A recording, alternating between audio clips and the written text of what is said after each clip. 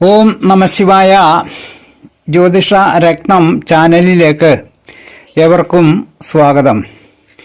ഈ വീഡിയോയിൽ കർക്കിടക ലഗ്നത്തിൽ ജനിച്ചവരുടെ ശുഭഗ്രഹങ്ങളെയും അശുഭഗ്രഹങ്ങളെയും ആ ഗ്രഹങ്ങൾ ഫലദാനം ചെയ്യുന്ന കാലങ്ങളെക്കുറിച്ചും പറയുന്ന പുതിയ ഒരു വീഡിയോയിലേക്ക് ഏവരെയും ഒരിക്കൽ കൂടി സഹർഷം സ്വാഗതം ചെയ്യുന്നു, ക്ഷണിക്കുന്നു. കർക്കിടക ലഗ്ന ജാതർക്ക് ലഗ്നാധിപൻ ചന്ദ്രനാണ്. ചന്ദ്രൻ ഒരു ശുഭഗ്രഹമാണ്. അതുകൊണ്ട് ചന്ദ്രൻ്റെ ദശാ അപഹാര കാലങ്ങൾ ജാതകർക്ക് ശുഭകാലവും ആയിരിക്കും. അടുത്തത്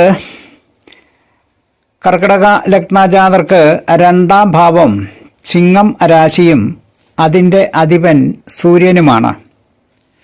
രണ്ടാം ഭാവം മാരക ഭാവം ആയതിനാൽ ഭാവാധിപൻ സൂര്യൻ കർക്കിടക ലഗ്നജാതകർക്ക് മാരകനായ പാപഗ്രഹമാണ്.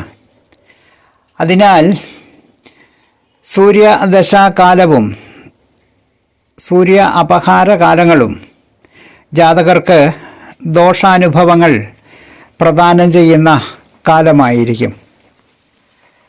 അടുത്തത് കർക്കിടക ലഗ്നജാതകർക്ക് മൂന്നാം ഭാവത്തിൻ്റെയും 12ാം ഭാവത്തിൻ്റെയും അധിപനായി വരുന്നത് ബുധനാണ്. 3, 12 എന്നീ ഭാവങ്ങൾ ഗ്രഹനിലയിലെ ദുസ്ഥാനങ്ങളുമാണ്. ഈ ദുസ്ഥാനങ്ങളുടെ അധിപനായ ബുധൻ ഈ ലഗ്ന ജാതകർക്ക് ദുസ്ഥാനാധിപനും പാപനുമാണ്. അതിനാൽ ബുധൻ്റെ ദശാകാലങ്ങളും അപഹാരകാലങ്ങളും ജാതകർക്ക് ദോഷപ്രദമായ കാലങ്ങൾ ആയിരിക്കും. അടുത്തത് 4ാം ഭാവാധിപനും 11ാം ഭാവാധിപനുമായ ശുക്രനാണ്. 4ാം ഭാവം കേന്ദ്രഭാവമാണ്. അധിപനായ ശുക്രൻ ശുഭഗ്രഹം ആയതിനാൽ കേന്ദ്രഭാവത്തിൻ്റെ ആധിപത്യം ലഭിക്കുക വഴി ശുഭഗ്രഹമായ ശുക്രൻ പാപഗ്രഹമായി മാറി. 11ാം ഭാവം മാരക സ്ഥാനവും ആണല്ലോ. അതിനാൽ കേന്ദ്രാധിപത്യ ദോഷവും മാരകാധിപത്യ ദോഷവും ഒരുമിച്ച് വന്ന ശുക്രൻ കർക്കിടക ലഗ്ന ജാതകർക്ക് കടുത്ത പാപഗ്രഹമാണ്. അതുകൊണ്ട് ശുക്രൻ്റെ ദശാ അപഹാര കാലങ്ങൾ ജാതകർക്ക് വളരെ ദോഷപ്രദങ്ങളായ കാലങ്ങൾ ആയിരിക്കും. അടുത്തത് 6, 9 ഭാവാധിപനായ വ്യാഴമാണ്. 6ാം ഭാവം ദുസ്ഥാനമാണ്. എന്നാൽ 9ാം ഭാവം ത്രികോണ ഭാവവും ശുഭസ്ഥാനവും ആണ്. അതിനാൽ വ്യാഴം ത്രികോണാധിപനായ ശുഭനാണെങ്കിലും ആ ശുഭത്വത്തിന് ഒരു ചെറിയ ന്യൂനത ഉണ്ടാകും.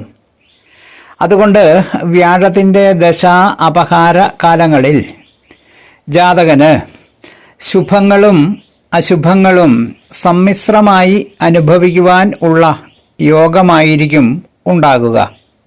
അതായത് ഗുണദോഷ സമ്മിശ്രങ്ങളായ കാലം എന്ന് സാരം. അടുത്തത് 5, 10 ഭാവങ്ങളുടെ അധിപനായ ചൊവ്വയാണ്. 5ാം ഭാവം ത്രികോണ ഭാവവും 10ാം ഭാവം കേന്ദ്ര ഭാവവുമാണ്. കേന്ദ്രഭാവത്തിൻ്റെ ആധിപത്യം പാപഗ്രഹമായ ചൊവ്വയ്ക്ക് കൈവന്നപ്പോൾ ആ ചൊവ്വ ജാതകന് ഏറ്റവും ശുഭഗ്രഹമായി മാറുന്നു.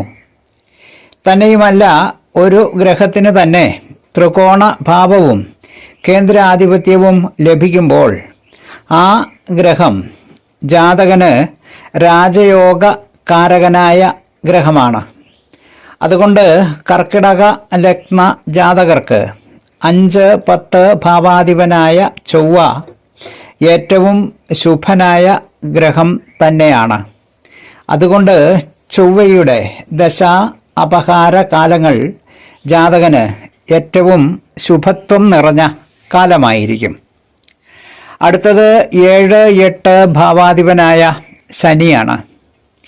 7ാം ഭാവം കേന്ദ്ര ഭാവമാണ്.